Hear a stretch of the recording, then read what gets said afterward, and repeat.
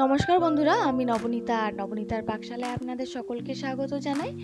শীতকালে নতুন আলু আর নতুন আলুর দম, এই দুটো কিন্তু মাস্ট। আর এই নতুন আলুর দম লুচি বা পরোটা বা যা কিছুর সাথেই খান না কেন খুবই ভালো লাগে। তাই আজ আমি আপনাদের জন্য নিয়ে এসেছি এই নতুন আলুর দমের একটি রেসিপি।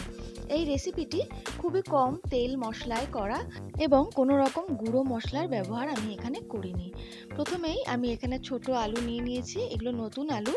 আমি প্রেসার কুকারে একটু নুন দিয়ে 3 থেকে 4টে হুইসেল আসা পর্যন্ত সেদ্ধ করে নিয়েছি।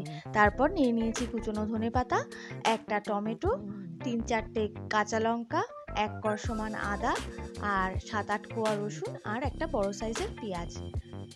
আর নিয়ে নিয়েছি কড়াইশুঁটি। প্রথমে আমি কড়াইতে সর্ষের তেল দিয়ে দিচ্ছি।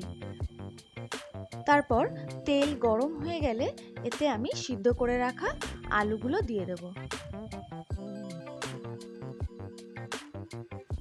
সিদ্ধ করে রাখা আলুগুলো দিয়ে ভালো করে নেড়ে চেড়ে আমি ভেজে তুলে নেব।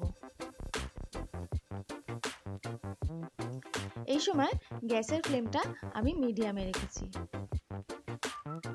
আলুগুলো দিয়ে দেওয়ার পর দিয়ে দিচ্ছি 1.5 চা চামচ হলুদ। হলুদটা দিয়ে দেওয়ার কারণে আলুগুলো কিন্তু বেশ সুন্দর রং আসবে। হলুদটা দিয়ে তারপর আমি বেশ কিছুক্ষণ ধরে আলুগুলো নেড়ে চেড়ে ভেজে নিলাম। এবার একটি হাতার সাহায্যে আমি একটা পাত্রের মধ্যে আলুগুলো তুলে নেব।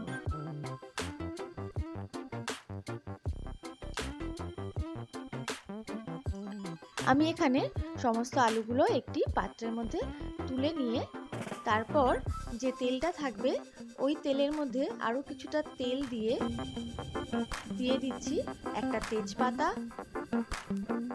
কিছুটা দারচিনি, 5-6টা এলাচ এবং 6-7টা লবঙ্গ। এবার মশলাটা নাড়াচাড়া করব যতক্ষণ না মশলা থেকে সুন্দর গন্ধ বেরোচ্ছে। তারপর দিয়ে দিচ্ছি আদা, রসুন, পেঁয়াজ এবং কাঁচা লঙ্কার পেস্ট। তারপর বেশ কিছুক্ষণ ধরে নেড়ে চেড়ে কষে নিতে হবে। যখন মশলা থেকে তেল ছাড়তে আরম্ভ করবে তখন আমি মিক্সির যে বাটিতে মশলাটা তৈরি করেছিলাম সেই বাটির ধোয়া জল দিয়ে দিলাম। তারপর আবারও বেশ কিছুক্ষণ ধরে নেড়ে চেড়ে আমি মশলাটা কষিয়ে নিচ্ছি। তারপর কেটে রাখা টমেটোটা একটা পেস্ট তৈরি করে সেই পেস্টটা আমি এই মশলার মধ্যে দিয়ে আবারও কষাতে আরম্ভ করলাম। মশলাটা কষতে কষতে আমি দিয়ে দিচ্ছি 1 চা চামচ লবণ আর 1/2 চা চামচ হলুদ। আবারও মশলাটা কষিয়ে নিচ্ছি।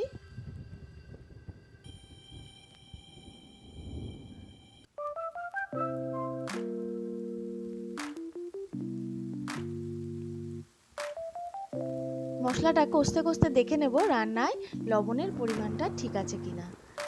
লবণের পরিমাণটা একটু কম লাগছে, তাই আমি আবারও 1 চা চামচ লবণ আমি দিয়ে দিলাম। আবারও মশলাটা একটু নেড়েচেড়ে মিলিয়ে নিয়ে এখানে আমি কড়াইশুঁটিগুলো দিয়ে দিচ্ছি। কড়াইশুঁটি দিয়ে আবারও ভালো করে নেড়েচেড়ে কষিয়ে নেব যতক্ষণ না কড়াইশুঁটির কাঁচা গন্ধটা চলে যাচ্ছে। বেশ কিছুক্ষণ নেড়েচেড়ে কষিয়ে নেওয়ার পর তারপর আমি দিয়ে দিচ্ছি 1/2 চা চামচ পরিমাণ চিনি। চিনিটা দিয়ে আবারও কষিয়ে নিয়ে এবার আমি দিয়ে দেব কিছুটা পরিমাণ গরম জল। আমি জলটা এখানে অল্প করেই দিচ্ছি, কারণ আমি আলুর দমটা বেশি ঝোল রাখবো না, একটু গা মাখা কষা কষা করব। ঝোলটা দিয়ে অপেক্ষা করব যতক্ষণ না পর্যন্ত ঝোলটা ফুটতে আরম্ভ করছে ততক্ষণ। ঝোলটা ফুটে গেলে আবার একটু নেড়ে চেড়ে অপেক্ষা করব। ঝোল থেকে যখন তেল ছাড়তে আরম্ভ করবে তখন দিয়ে দেব সিদ্ধ করে ভেজে রাখা আলুগুলো। আলুগুলো দিয়ে আবারও নেড়ে চেড়ে এই ঝোলের সাথে আমি মিলিয়ে দেব। তারপর দিয়ে দেব কয়েকটা গোটা কাঁচা লঙ্কা।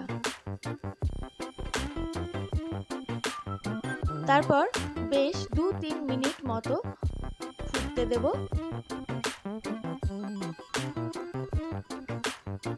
ঝোল ফুটে গা মাখা হয়ে এলে এবার দিয়ে দেব 1 মুঠো কুচনো ধনেপাতা।